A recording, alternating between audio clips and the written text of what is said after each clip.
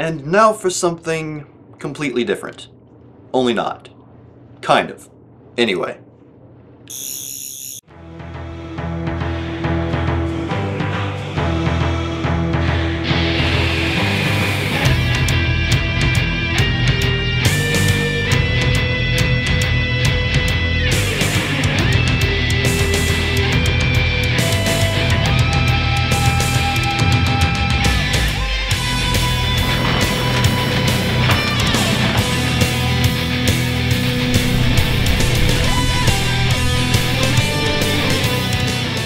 I'm PapaKenn, and welcome to episode 66 of Discovering Doctor Who. Today, the episode I'm going to be talking about is The Girl Who Waited. And as I said in the very beginning of this video, this is going to be a little bit different. Hopefully you all won't be disappointed. I'm not really going to go into much detail on this episode, well, you'll find out. To sort of steal from the last episode, let's start with my annoyances. I have none. Honestly, I have no annoyances with this episode. Maybe the closest I could come to is that maybe some people might be annoyed with the way that the time traveling and paradoxes and stuff goes, and maybe even the very end, some people might have found that to be an issue, but for me, I had no problems with this episode. Completely serious. And then to go into my favorite parts of this episode. Basically the whole thing. I mean, yeah, I realize this is probably sounding like a bit of a cop-out, but just so much about this episode was really well done. The story, the way that they had the old Amy sort of interacting with the young Amy in that whole little time paradox. I honestly think this is one of the most well-written episodes in Doctor Who history, at least from what I've seen. I mean, obviously, I'll have to go back and look over a lot of my favorites over time, but this is easily in my top 5, possibly my top 3. And I guess I'm kind of jumping the gun here with, my thoughts on the episode, but it's just really, really good. I don't know, I feel like this episode sort of,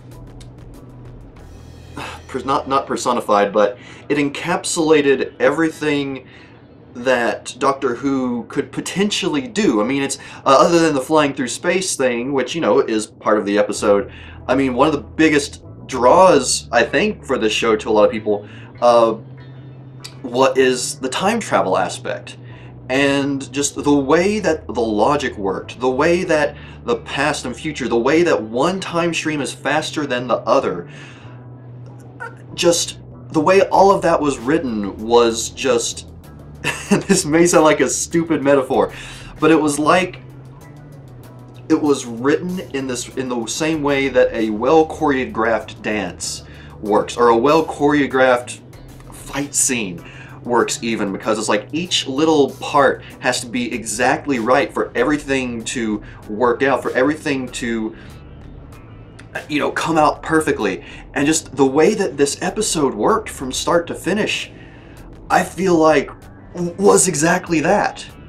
And I would say possibly my favorite part, my absolute favorite part of the episode was the end, was the very end with, well, the two parts is like when the two Amys communicate with each other, and then at the very end when Rory has to make that choice, and obviously he doesn't want to make that choice because they're both Amy. They are both different versions of Amy, basically. Both Amys from very different points in their life. But, it's just... I honestly don't know what to say. This is going to be an insanely short video because the episode just honestly left me speechless. Yeah. Now, just to talk a little bit, I guess, as far as the logic goes, and like I said, I know that the ending is possibly a bit controversial there. I mean, especially given how the Doctor presents that choice to Rory, but at the same time the Doctor is making the choice that, you know, one of them has to be left behind. It either has to be the Amy that they know and love, or the Amy of the future, the Amy that waited, who has lived an entire life, has lived more years than a lot of people get to in this world.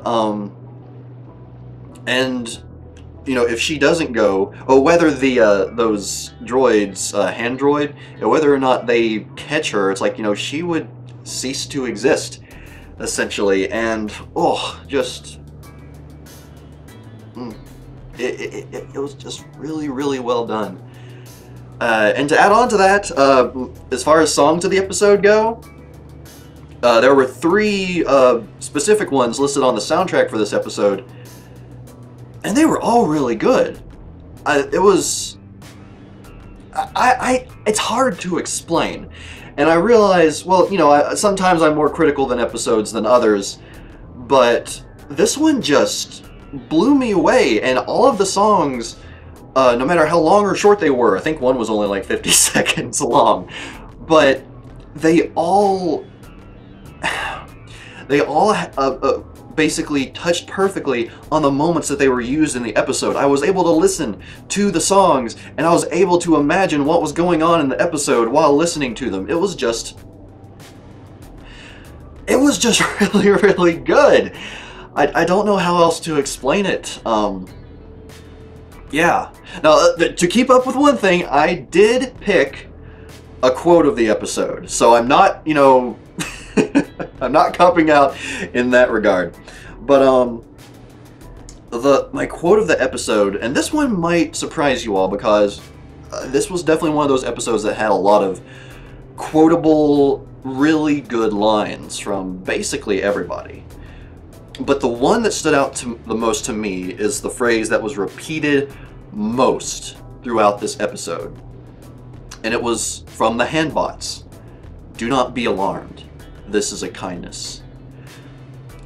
Just, even if the Doctor hadn't said, you know, before they started saying that their kindness will kill you,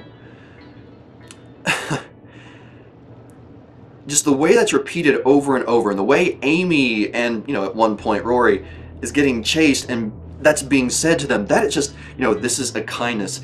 That is one, it just becomes one of the most evil, foreboding phrases ever, really. And it can go on to, like, you know, you can compare it to different things in, you know, in real life, like how people will tell you this is for your own good, or this is for the best, when, you know, even if technically kind of it's, you know, for your own good from your own perspective, it's just like, no, what's wrong with you? This isn't for the best. This isn't for in my best interest.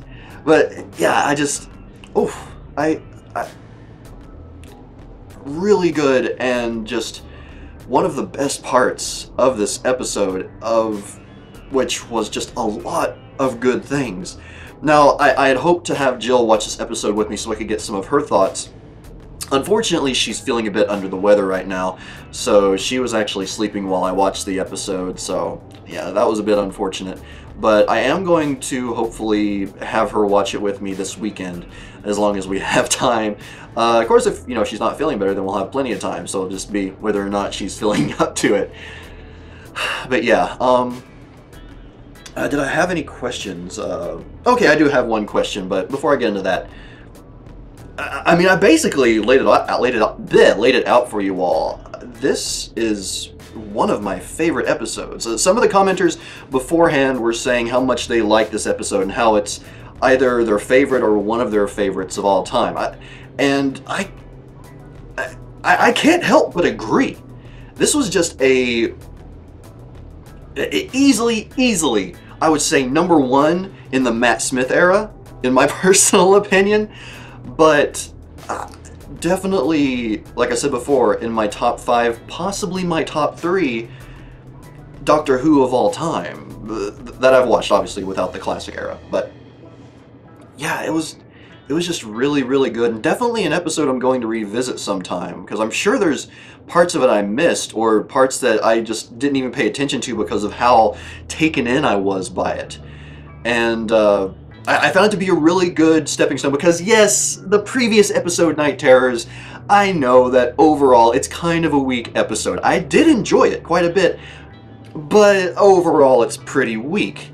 But at the same time, this is an episode that is still sort of detached from what I feel is the overall Series 6 storyline, unless this is part of the second half of Series 6 that I haven't completely grasped yet. But yeah, I found it to be, you know, a huge jump up definitely in quality from the previous episode. And oh my god, I didn't even comment on Karen Gillan's work as her older self. Now, I will admit that some of the times when she was talking sounded a bit strange, like, you know, a little bit forced, maybe. But overall, she did an excellent job. And I actually read online how originally they were going to have someone else play older Amy. But Karen did an amazing job of being able to basically personify herself and completely change her character's personality for that older persona. God, it was for like probably the 10th time so far this episode, if not more. It's just so good. It's just such a really, really good episode.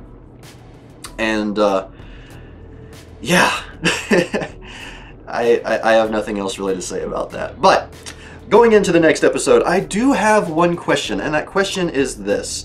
Given the title, The God Complex, it made me think, is the Time Lord victorious returning? Is something going to happen that makes Matt Smith go all Time Lord victorious on us?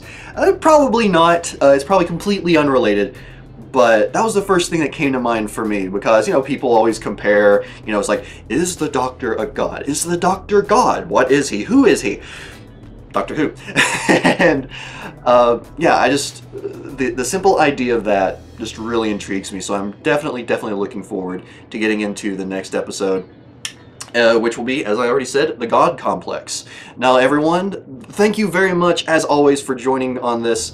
If there are any specifics you want to name, things you liked about the episode, things you didn't like, any specific songs that I obviously brushed over, favorite quotes, let me know, leave them down below. I apologize for the very small amount of detail in this episode, but I liked it so much, I just felt like it would be doing it a disservice to overanalyze it, I guess, which is kind of hypocritical since some of my favorite episodes in the past I've really analyzed, but yeah, this is just the way I felt like doing it this time. And before I sign out, everyone, if you would like to, please go and check out The Cult of Awesome. That is the channel I'm doing my video games at with two of my friends, Sko and Fluffy. It's a lot of fun. If you like Let's Plays, I think it's something you may enjoy. I'm starting up a Castlevania series. Yes, it's been decided. I'm going to be doing Super Castlevania 4 as a series there. And if you'd like to see a little something else I'm also have been involved with recently, go check out Bring Out Your Geek. It is a fun show webcast that one of my friends has done, and they invited me on to help with a review, or basically a little session about one of the Walking Dead books, The Rise of the Governor, and also I helped in a sort of review / discussion of the movie Snowpiercer, so please do go check that out if you get a chance. And until next time, everyone, I'm Papa Ken, and I'll see you for the God Complex. Alonzi!